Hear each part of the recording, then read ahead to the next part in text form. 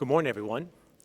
Thank you for being here this morning. I'm Diego Mayor Todd Gloria, and I appreciate everyone being here for some important updates for our city budget. I'm joined this morning by our City Council President, Joe LaCava, along with Council members Sean Elo Rivera, whose district we're in, as well as our Budget Chairman, Councilmember Henry Foster. You also see behind me representatives from our local labor unions, as well as a number of our recognized employee groups, members of community organizations, representatives of the City Heights community, and our city's executive team. Last month, as you all know, I released a draft budget that confronted the City of San Diego's $118 million structural budget deficit. And I shared then how it was the beginning of a very serious public conversation, and I think it's safe to say that it has been exactly that.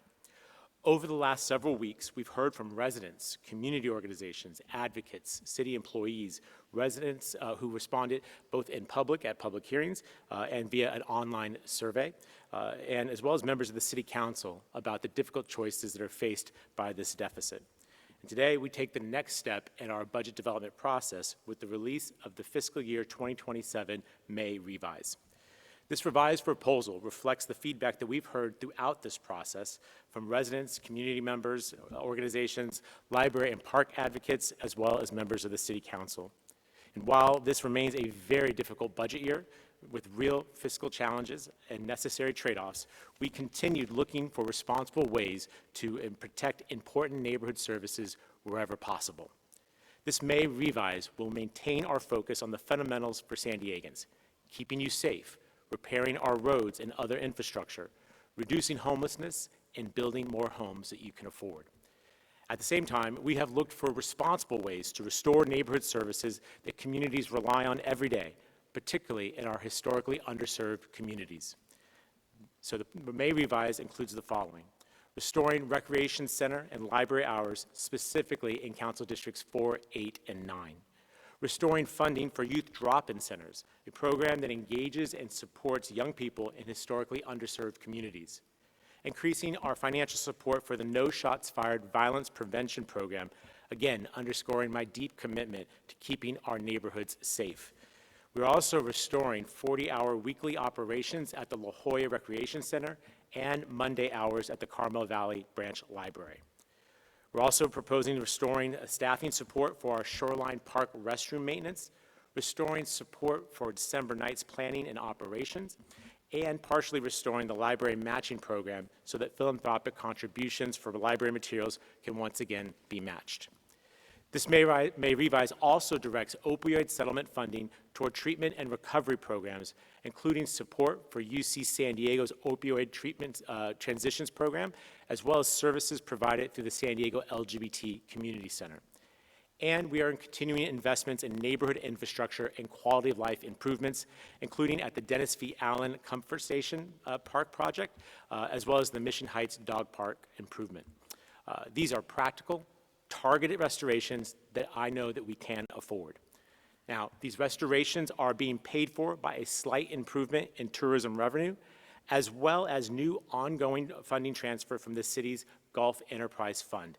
This has been made possible through updated legal advice confirming the city's authority to recover the equivalent of ground rent for public land used by our municipal golf courses. This updated legal guidance allows us to properly account for the value of the land while still maintaining the necessary funding for golf course operations and maintenance.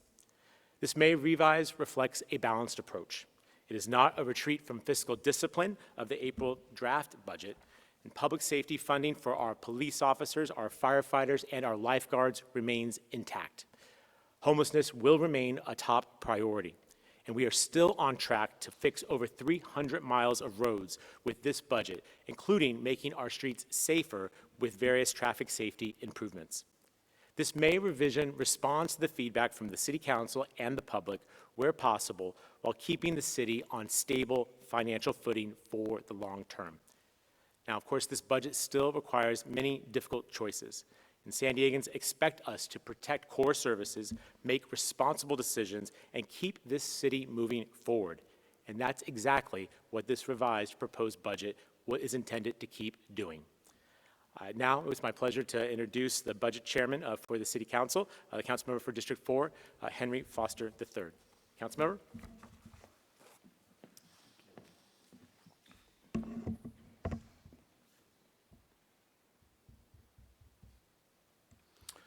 Good morning, and thank you, Mayor Gloria, for bringing us together today as we continue navigating a very difficult budget cycle.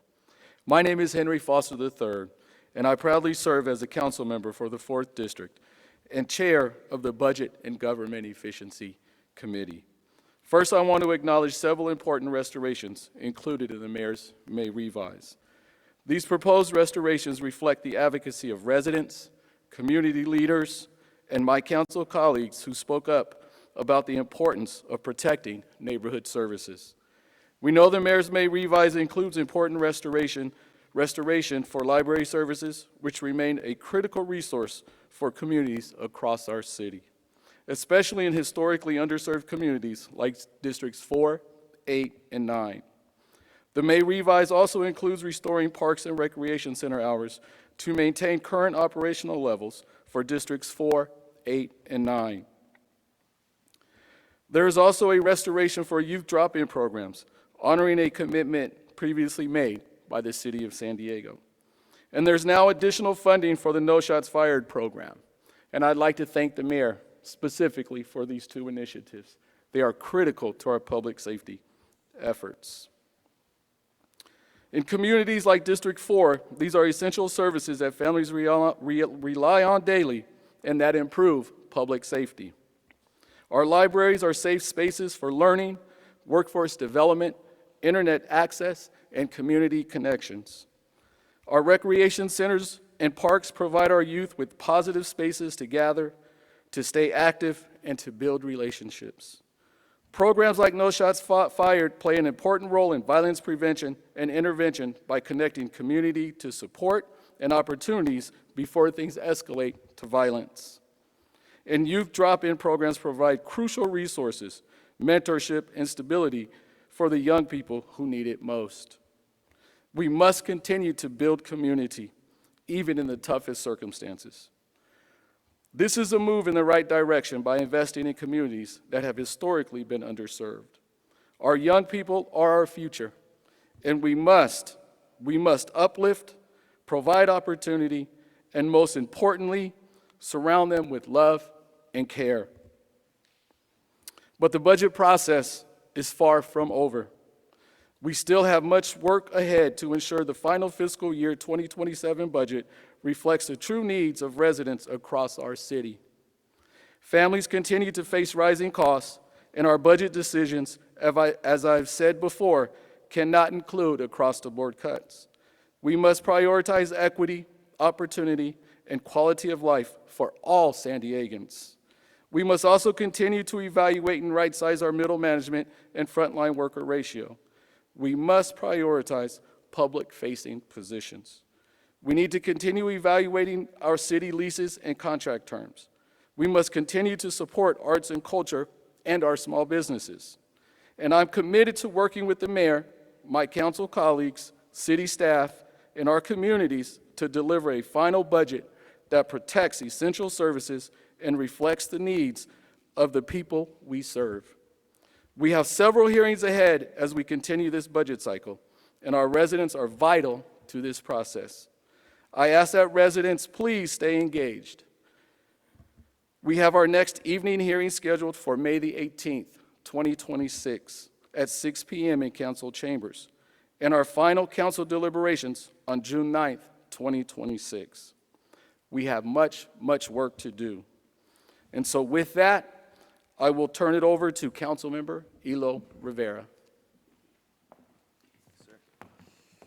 All right. Thank you, Chair Foster. Thank you, Mayor. Good morning, everyone. I'm so glad we're here today at this particular location. The last time I was here was just 2 weeks ago. I'd picked my son up from daycare. It was my wife, my dog, my son, and he was obsessed with watching the wheelchair basketball that was being played in this gym. And I think that's a great example of why this rec center and these facilities are so important to so many people in our community. And that's why last week Hundreds of San Diegans showed up at City Hall, many for the first time, and they waited sometimes hours just to speak for a single minute. And what they said repeatedly was that libraries, parks, and rec centers are not luxuries. They're the infrastructure of our community. They're what makes a neighborhood feel like a neighborhood and a city feel like a community. I heard them. It's clear the mayor did as well. And as the mayor was saying, that's how a healthy democracy is supposed to work. The mayor proposed a budget. We debated it vigorously. That's the serious public conversation that he referred to. That debate happened inside City Hall and in the community. We agreed on some things, we disagreed on others, and that's not dysfunction. That's the process working in the way it's supposed to work. And I want to be clear about the standard that I've been applying throughout this process. I want to be as direct about that as I can. I feel like I've been consistent. I want San Diego to be a San Diego that works for San Diegans, the people who make this city work, where every family and every neighborhood can afford to live, feel safe, and be proud of the city that they're growing up in. It means libraries, parks, and rec centers that feel good to spend time in, roads and sidewalks that are safe, a healthy environment, workers who are treated with dignity and respect, and young people who can see a real future for themselves here. Every single decision I make about this budget is going to be measured against that vision. Does it move us toward that city or away from it? And I think the revise that the mayor's announcing today moves us toward it. The decision to protect parks, libraries, and rec centers in the parts of the city that have historically been neglected is important, and it moves us forward. The drop-in centers that Councilmember Foster fought so hard for, the bathrooms that are being reopened, the No Shots Fired program, the bathroom in a part of my district, Mount Hope, at Dennis V. Allen Park, that has been so neglected by the city for so long. All of those are important wins for our community. During the hearings, I tried to ask two straightforward questions. Who isn't paying their fair share right now, and what resources does this city already have that we aren't deploying as responsibly as we should? One of the answers was right there in front of us. San Diego has some of the most celebrated public golf courses in the country. World-class facilities that generate significant revenue. That revenue should flow back to the Parks and Rec system that serves every San Diegan. Reforming how that revenue is used is a way of modernizing how we manage public assets to reflect what this city actually values. So I'm proud that the May Revise reflects that solution today, and I thank the mayor for working with us to be creative. This restoration matters. It matters to the seniors who depend on rec centers, to the kids who show up for after-school programming, to the families who count on their library being open, and to the city workers who make all of it possible. There are no city services without the people who deliver them. It's also an example of how we can leverage San Diego's attractiveness to the tourists from around the world to benefit the people here in San Diego. I also want to be honest, because that's what's deserved right now, not just a victory lap. This is a real win, but it's not the whole fight. The budget now moves to the council, and this is where our hard work really begins. We can't hide from that. The mayor's been wrestling with difficult decisions for months and months and months, and now it's the council's turn to wrestle with those difficult decisions. And it's time for us to make good on the promises we've made to communities when we've told them that the things that they're advocating matter to us. So I'll be honest about where I will be fighting. I believe that the Office of Child and Youth Success still needs to be protected and resourced, because I believe that a city that invests in its young people is a better city, and a city that does not invest in its young people is not moving forward toward the vision that I talked about. Arts and cultural organizations that serve our most underserved communities and are still facing cuts that could be devastating to them, those are efforts worth investing in and continuing to fight for. And because we have a responsibility to explain how we will pay for things, I will share where I think we can find the resources to do it. The first is the $2 million that we'll be spending on AI surveillance of everyday San Diegans. I believe today, and I will always believe, that it is better to invest in safety and fun and good opportunities than to pay for watching people.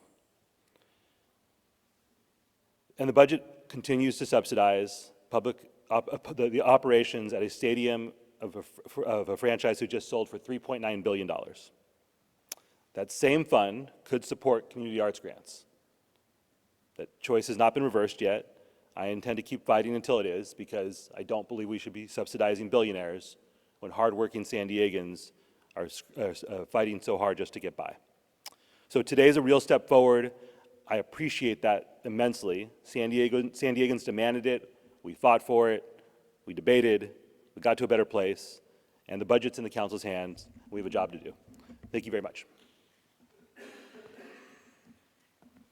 Speaking of job to do for the council, seamless transition. I'll hand it over to Council President LaCava.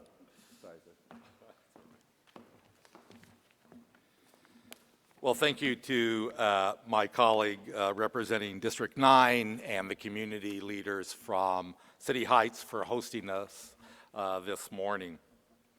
So I'm Joe LaCava. I am the council president for the San Diego City Council and proudly represent the residents and businesses of District 1. Let me start by thanking Mayor Gloria and his executive team for preparing and delivering the May revised budget for the council and the public's consideration.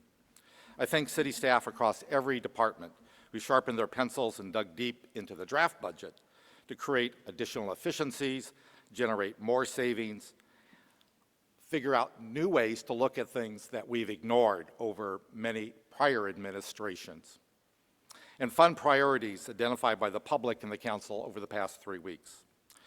I also thank Councilmember Foster for his work chairing the council's budget committee and chairing the budget review committee, and to my colleagues, including Councilmember Sean Elo Rivera, for their passion and diligence through this budget cycle, and to the individuals and organizations who spent countless hours testifying at multiple council meetings to express their priorities. The mayor is listening, the city staff is listening, the council is listening. The May Revise does not rely on new revenue in the back of residents. We made that promise at the get-go. Let me repeat that. The May Revise does not rely on new revenue in the backs of residents. The May Revise reworks the proposed budget to restore funding in many areas called for by the public and the council. I want to start out by thanking the mayor for restoring hours at recreation centers and libraries in District 1 while remaining firm in our equity commitment to serving the needs of the residents in Districts 4, 8, and 9. The May Revise does overall talk about recreation centers and libraries, as we heard. It also restores funding in wildfire reduction, brush management, and tree maintenance. It talks about opening restrooms that were at threat of closure. We add funding for Vision Zero, code enforcement, and more, much more. This wasn't just found money or unexpected revenue, as the mayor detailed. This was the hard work of further consolidating programs for efficiency, trimming or deferring lower priority items, and listening to the public. This update should considerably narrow the next round of budget discussions while clearly recognizing that there are cuts that remain sensitive and outstanding. So how will we get there? And let me repeat, as the council member Foster talked about, the mayor will present to council on May 18th at a special evening session, and the public will have the opportunity again to weigh in. Council members will submit their final budget priorities memorandums by no later than May 20th to the independent budget analyst. We will have one final budget review committee on June 5th, led by Councilmember Foster, and June 9th will be the first opportunity for the council to adopt a budget. But whether that adoption happens on June 9th or sometime before June 30th, let me be clear, we are not operating in a vacuum. Outside agents are threatening to upend your city and city services and threaten every service that the public holds dear, from police and fire to libraries and recreation centers. Before you sign any petition or vote on any ballot measure, think twice. Do not cut your nose off to spite your face. And I say that recognizing that I, the mayor, my council colleagues, city staff, have an obligation to better communicate to the public what is really happening as opposed to the rhetoric of these outside agents. The city is on the right path. We're facing a difficult budget conversation. We have a huge deficit to make up, but we will get this done. In closing, I will repeat what I have said before. When we reach the end of this budget cycle, none of us will be fully satisfied with this adopted budget. My goal has been and will continue to be, as council president, for all of us to believe the process worked, that the newly adopted budget reflects the delicate balance between our fiscal realities while maximizing critical services to our residents and our communities. The remaining work over the next few weeks will not be easy, but with the mayor, the council, and the public working together, we will get this done. Thank you. And now I'll introduce from Price Philanthropies, Jeanette Lawrence Shea.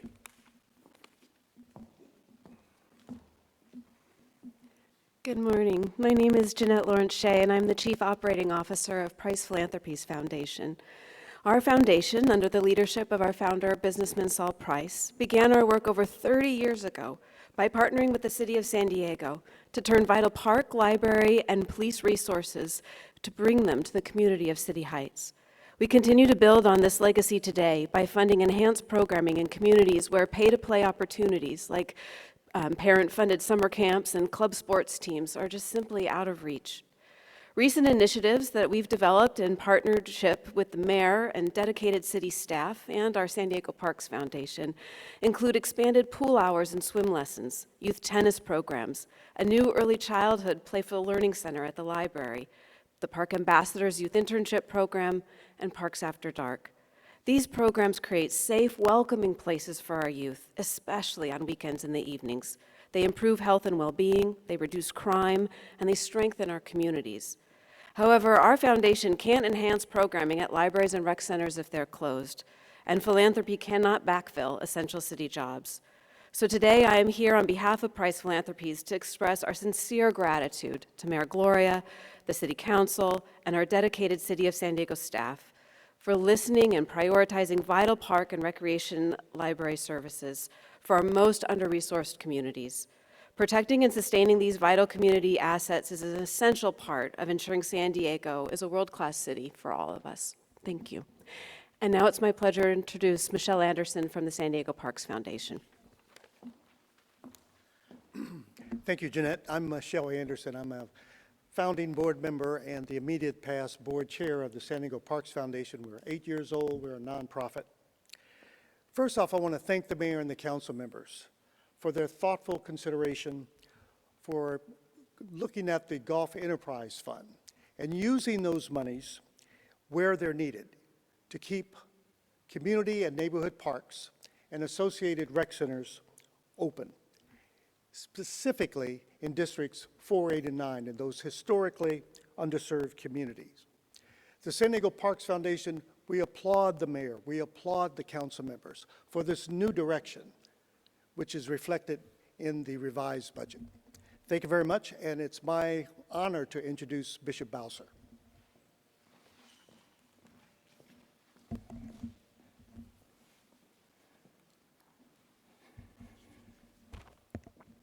Good morning, everyone.